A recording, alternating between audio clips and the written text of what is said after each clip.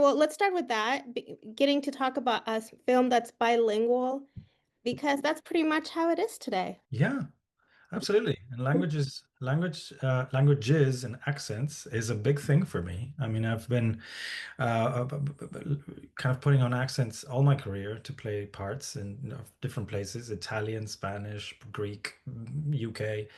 And so to be able to make a film that actually features accents and also languages and the clash of languages, um, because we keep pretending in some films that there's like a common language for everybody, and it's not true. We all have very different languages. So the barrier sometimes it's really interesting to talk about. It kind of covers it in the film too, where you have these students from various parts of the world and unite and talk about where they're coming from. Yeah, the United World College, which it's a real place. I went when I was 17, and it was an eye-opening experience because you go on a scholarship, you kind of represent your country. So there's one kid from 80 countries. And so, yeah, I kind of went to this bubble of internationality filled with teenagers. So I wanted to start the film there because I felt I've never, there's never been a movie about that place. It's not your usual international school. It's actually sort of like a peace school. It was invented after the Second World War to bring understanding together, cultures together, especially at an age where you're so non-judgmental. And so it was an eye-opening thing, and I wanted to see that reflected on film because it changed my life, and I wanted to give a taste of what that is. And also because it's always cool to show things that are so specific and in a way magical. It's almost like Hogwarts, but for international students. That's what it feels like without magic. But you created your own magic while there. And so can we talk a little about the footage that was based on the film took place there, where you have Paolo filming and that footage that takes us back to 1997. Uh, when that was done, was it kind of going back to your memories from your experience while there? Yeah, I mean, I want to say that the movie was born from finding a lost tape that I recovered in my parents' basement from those days where I went to this college, and there was like 2 hours of film, and it was taken in a very difficult moment. Something had happened. My best friend, something happened to him, and so there was so much pain, but also so much youth and love and support in this tape. And I felt like a voyeur. I felt like I shouldn't be watching it, because it has that VHS has that quality. You feel like maybe it's the I don't know the grain, the whatever it is. There's something about it that feels eerie. And through this tape, I realized, you know what? There's something here that could become a movie because it's not just about me, but it's about that experience of being a teenager, feeling things so much more amplified. Love is love and hate is, you know. So I thought I really want to explore that experience of the teenager falling in love for the first time, um, and then how, from the point of view of the adult, those memories are so sacred. Falling in love. We all had it. We all fell for the first time, or are going to fall if you're you haven't yet. And it's unique, and that's what the main character of the film keeps wanting to get back to, uh, and he can't because that moment is gone. Um, so it's like having sex for the first time. It will always be the one time, and then it will change because you will have learned more and whatever. So yeah, Andres and I, my co-director and I, were very inspired by those tapes and unearthing, more things from, um, that teenage longing and first times. And Juan Pablo, talking about first times, this is your directorial debut. And what an overachiever in bringing us two stories parallel to each other. Mm. What made you want to do it that way? I love epic stories. My favorite movies are movies that have a yeah have like a sweeping epic quality to them. And this story spans 25 years, and we had to go between Italy and Buenos Aires, and the past and the present and the tape. And it just has all the elements that I like watching as an audience member in a film. I want to be taken on a journey. I want to kind of put myself in the hands of the director when I go to the cinema. I don't want to be judging what I'm watching. I don't want, and so I I felt that that challenge to really sweep, you know, I really wanted to take that on as a first film.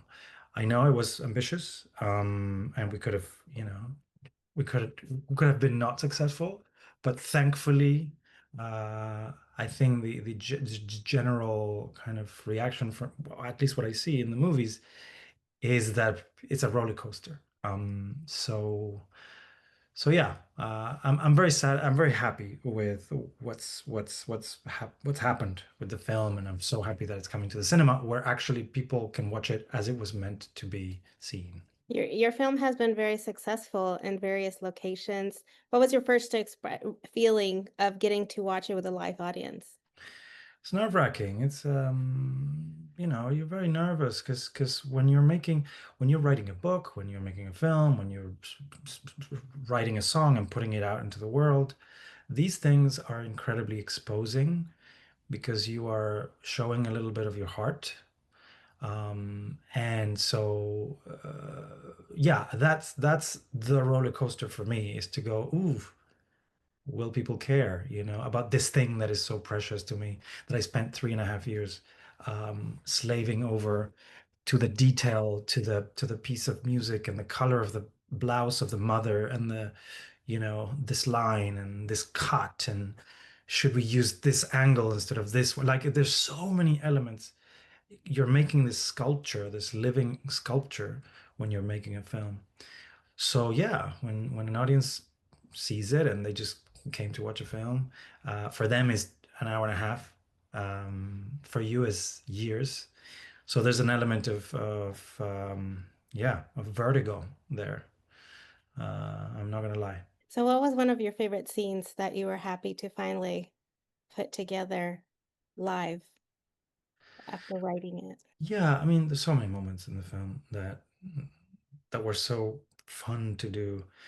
One that was kind of hard to do was a scene between Matias, the young Matias, who was played by Santiago Madrussan, the younger version of the film director, and his mother, played by Araceli González, who's a really wonderful actress from Argentina, and also Fabián Mazzei, the father, so his mom, dad, and son in the back of a car, and they stop in the middle of the road because he is just crying buckets, and he can't quite articulate what's inside him, and the parents have this beautiful moment, which you think it's going to go one way and then it goes a completely different way. I'm not going to spoil it, but it was, yeah, we're all bunched up in this 1992 car Volvo in the highway of Trieste, near, you know, in Italy. And as I was shooting it, it's a very emotional scene. It's the heart of the film, really. And as we were shooting it, all bunched up in this car, and I'm watching the monitor behind the, you know, the cameraman, I started sobbing just watching Araceli's work, the mother. And I was just like, just hoping, like putting my hand in my mouth so that I wouldn't make a sound, not to ruin the take, you know? And moments like that are just um, so cool. That way you film people live for, when they happen. It's like you're seeing magic, and you have a camera and it's happening in front of you, and you know that the rest of the world's gonna watch it, and it's so intimate there, and then becomes something forever on celluloid. It's crazy. Oh my gosh, Juan Pablo, you took my favorite scene away because that was my favorite scene. I cried. I Mm, cried, and that vulnerable state where we don't usually, well, I don't know for me, but usually we don't see our parents be mm, vulnerable and open like we don't know what to do. We just try our best. yeah. And yeah, I mean those lines, I mean, how did you put them together? I'll say them in Spanish, but I mean, I wrote it down. Estar feliz porque está sufriendo por amor, porque amaste, te enamoraste y no por los errores que cometieron tus papás. You know, congratulate for the happiness, for the chance of getting to her be in pain because you loved and not because of us. Yeah. I mean, how did you put those together? Where did you find the It's my mom. inspiration? My mom said those words. So I took them.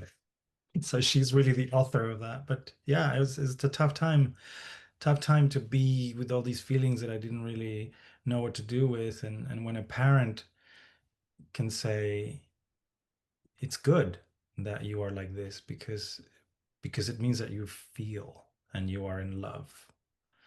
Um, and I thought being in love with a boy was a horrible thing. And anyway, I don't want to tell too much, but it was really powerful. And so I don't want to say this movie is biographical because I took moments and things and people, and then we made something different and new. It's a story. But yeah, there are those moments. I can say that I really based scenes in the film, conversations and moments that I had that I thought they were better than fiction. So why not tell them exactly as they were? Yeah. And then the father, oh, no spoilers, but that's Dun, one dun, of dun, my favorite scenes dun. too. That's one of my favorite. I was like, wow, this was so beautifully done. Thank you. Thank you so much. So how was it to cast someone to play the younger self of you, your character? That must be tough. What is it that you look for? Um, you look, and not just the younger self of my character, every single character, you look for a quality that when you look on screen, you can recognize in the adult, the 40-something-year-old and the 17-year-old, and it feels like the same person. And I've seen a lot, and I love things that span a long time, and sometimes I go, that doesn't look like it's the same person. So Amanda Lenker Doyle, casting director, and Pablo Lapadula, casting director in Buenos Aires, the brief was we need to find characters that look like each other, actors that look like each other, and they have a quality. It wasn't just physical, but it's a quality.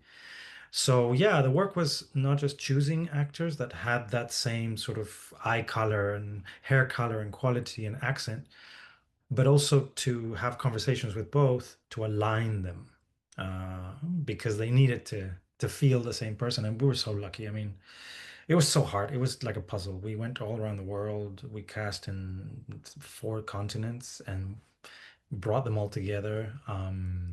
But that's one of the things that I'm most proud is to have found these people that literally feel like the same person throughout the movie, even though it's 2 people Mm. I for feel kind 5 characters. Speaking of characters, and one of the characters I feel like was the home, Alexander's home. Hmm. Where did you find that? What location? What was that? We're so lucky. So when we decided to make this film, it was because the college, the real college, uh, opened its doors to us to film at the college with the actual students. This is in the north of Italy. It's near Trieste, which is half an hour from Slovenia, from Slovenia in the north. And thinking of the house that we needed, because we needed Alexander's family to come from a rich family, basically. And so the house was important. And yeah, we looked at 4 mansions. And this one mansion I loved because it's a Venetian mansion, only like 20 minutes from the same college that we shot. It's Venetian, and the lady had never had a film crew in her house. And it was kind of like a blessing in disguise because then when we brought all the machinery and all the lights and the things and whatever, she was like, "Oh, what's happening with my house?" Because we literally just invaded her house as it happens in a film shoot. And so I don't know if she will have another film shoot in her house, but we were lucky to be to kind of get that because we didn't really have to do anything. Um, it was all there, like the paintings, the candles, the it was all there. So it was great. It was just great, and it is a character in the film for sure. And the scene, the very Christmas happy scene, I was like, "Gosh, I wish I could have been there," be part of that family somehow. And the love that it's portraying, which I imagine that's what you were doing, trying to portray all the love, unconditional love from the family, everyone. Yeah. Yeah, it was important to do that because I don't think in life there are antagonists. I think everyone's trying to do their best, and to put these two families together was a joy because here's a blue collar Argentinian family from Buenos Aires who can barely buy their ticket, their plane ticket to go see their son, and then you have this other family, Scandinavian Norwegian family with this mansion and whatever, and yet there's so much tenderness between the two families. There's no kind of class distinction because they connect at a soul heart level, not even in a language level because they don't even understand each other. So I loved that about the family sort of chapter in the movie, which is big. It's a big moment in the film because you usually don't hear from the parents. You hear from the story of the kids and what they're going through. But as parents, they're watching, they're kind of paying attention, and sometimes they don't know how and they don't know what to do. So, and then working with Sarah Parish, who is a friend of mine, but also is an amazing UK actress, and Jóhannes Haukur Jóhannesson as well, who's in the new He-Man movie. Amazing actors, Araceli González, Fabián Mazzei, to bring their clout to the movie. They're amazing in the film. So I urge anyone who is a son or a parent to watch this, or a daughter to watch this movie. Because it's a love letter to my parents in a way. I'm very lucky to have parents that are incredibly supportive. They're crazy, but they're supportive. And they were involved in the film. My mom was the art director and the costume designer of the film. My dad was producer and transport. He took actors from A to B. So they were present. And this is, in a way, this movie is a love letter to them. Oh, that is so sweet. So does that mean when your parents saw that scene in the car, did they get a little teary-eyed too? Yeah, they were a mess. But they knew it was going to happen. They had read the script and everything. Yeah. Yeah. Oh, this is so lovely. I love this. I love hearing these things, and sometimes you don't always get the same feeling when you even when after watching the film and doing an interview, getting that emotional feeling. And I mean, you're bringing it. Thank you. Thank you. I just loved making it, and I think it's needed right now in the world, this kind of movies like this that touch upon like your heartstrings, but not in a mushy kind of, way, but yeah, I think there's too much explosions and superheroes and shock value and content. And I was longing for, I mean, I want to see more films that are about people and about what they are going through. And they're kind of, pushing through their daily issues and succeeding or failing, but that thing that makes us all human. We are so used to machines now, and phones and and that it's yeah, I wanted to go back to basics. So you won't see a screen in this movie. I think there's one, but there's no like social media stuff and all that. I wanted to stay away from it. Do we know the Spanish title? the title in Spanish, or where does Duino come from? Yeah, And I Duino's saw it is on the the tape, town. and Huh? there's a scene and the tape, the VHS. That's So the Duino's okay. the town where the story happens. It's a real town. And yeah, that was the title when we took it to the festivals. The movie was Duino. Yeah. And then we call is before we forget. We just wanted the title to reflect a little more the journey of Matias as an adult making the movie. So for the ending of the film, when you were writing it, were you kind of like Matias, trying to, were you struggling? Did you have another ending in mind? There are always alternatives that you play with in your mind. Sometimes you even film them, and the movie tells you what it wants to be. It's a bit like in Cinema Paradiso. I don't know if you've seen the film where, there's the version that went to the Oscars and won the Oscars, and then there's the version that the director put out 10 years later, and it's two completely different films. And that happens a lot. And so, did I have other endings and other scenes and things that didn't make it to the movie? Absolutely, yes. But it's like I said, it's like a sculpture. You try, you put an arm and a leg and a thing, and then you're like, no, and then you rearrange things, and um, yeah. Uh, I didn't want to. I didn't want to. Well, I don't want to spoil, but I think Andrés, the editor, co-editor, who's edited incredible movies like the Golden Globe winner, Argentina 1985. Um, he was like, I prefer to leave the cinema with questions, not answers. And and I totally am behind that. So without saying anything about the ending, um, you want to ask questions. You want to think about what you just watched. Yes, definitely left me thinking, for sure. And feeling, hopefully, not just thinking. Yes, yeah, no, it's a feeling, like even speaking with you about the film. It's so So lovely. I'm loving this conversation. This is a really lovely interview. thank you, I appreciate it. So Juan Pablo, we know you for so many projects. I mean, you were even in Dancing with the Stars, which that's a fun project, and Fuller House and Mamma Mia and so forth. Yeah. You're one of my favorites from Travesuras de Niña Mala. Oh my God, you watched that? Yes, I did. Wow, that's so cool. Yeah. So now that you're expanding into, directing and more writing, where do you hope to this part of your career, where do you hope it takes you? I really loved being a filmmaker on this one, and I really love being on set. Um, so I will continue being an actor for other people's films and TV shows, theater. But I'm also really happy to. Well, now, I mean, I don't know if you see it, but that's okay. So that's a movie. That's another movie that I'm writing.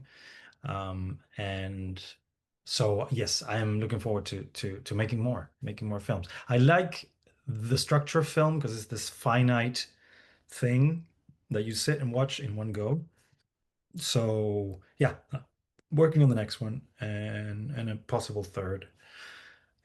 So that makes me excited to continue. But I'm a performer, so I really enjoy being on that side of the on this side of the camera too. Well, I know it's going to be a real story because that seems to be what you like and we like, as you had mentioned in our conversation. But will this also be one of those international films with we have various languages, accents? Because I loved it. I feel like that should be your signature now. Interesting. I mean, it is a story born in Germany, but it's the characters speak English because, well, I don't want to say too much, but it's a fairy tale. And so it's very different from this one. Um, so, but I do talk about the cultural differences. I do talk about the parent relationship. So I guess you could say I have a theme of family art for sure, and culture. Yeah. Well, I look forward to it. I look forward to it, and I can't wait for people to watch, everyone else to watch this film, which already started showing in theaters, right? Yeah, today in Los Angeles and last Here. week in New York. And on the 25th, we go into select cinemas across the states. And what about Latin America? It's coming. It's coming. It's coming soon. Ya mero llega. Yeah, I know. Sí, sí, quiero que la vean. Quiero que la vean en Sudamérica, en Latinoamérica. Muy bien. Well, thank you so much for your time. Congratulations. Big positive vibes for you for your upcoming projects, because I mean, if this is your work as a director, you're going to be making some beautiful magic. Oh, wow. That's so beautiful. Thank you so much, Nancy. You're welcome. Thank you. And congratulations. Felicidades otra vez. Thank you. Muchas gracias.